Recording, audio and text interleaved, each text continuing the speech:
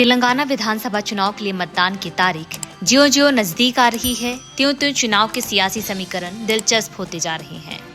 तेलंगाना राष्ट्र समिति जहां अपनी सत्ता बरकरार रखने के लिए हर मुमकिन कोशिश कर रही है, तो वहीं बीजेपी और कांग्रेस दोनों सत्ता में वापसी के लिए संघर्ष कर रहे हैं।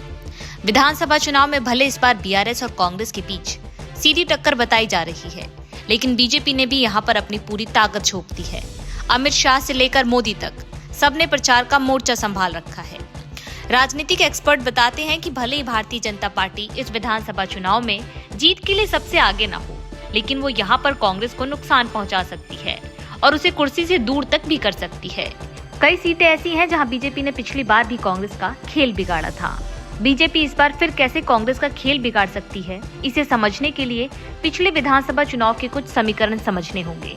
दरअसल 2018 में हुए तेलंगाना विधानसभा चुनाव में बीजेपी का वोट शेयर सिर्फ 6.98% था, लेकिन पुलवामा में आतंकी हमले के खिलाफ देशव्यापी आक्रोश के कारण एक साल बाद ही यानी 2019 में हुए लोकसभा चुनाव में बीजेपी का वोट शेयर तेलंगाना में बढ़कर 19.65% हो गया। वोट शेयर में इतनी बड़ी बढ़ोतरी महज 2-3 महीनों में ही हुई। बीजेपी ने लोकसभा चुनाव में तेलंगाना में 4 सीटों पर जीत दर्ज की। बीजेपी ने अपने प्रदर्शन में लगातार सुधार किया और 2020 में ग्रेटर हैदराबाद नगर निगम चुनाव में 150 नगर पालिका डिवीजनों में से 48 पर जीत हासिल की।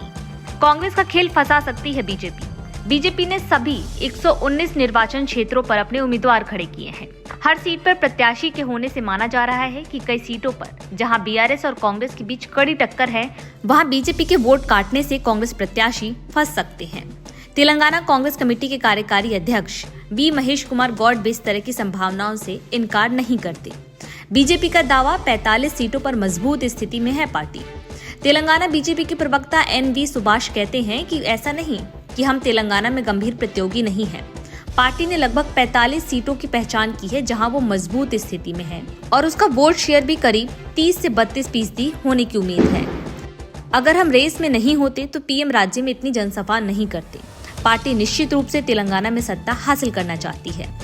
पहले करीमनगर के सांसद बंदी संजय कुमार की अगुवाई में और अब केंद्रीय पर्यटन मंत्री जी कृष्ण रेड्डी की अगुवाई में बीजेपी तेलंगाना में खुद को काफी समय से मजबूत करने में लगी है।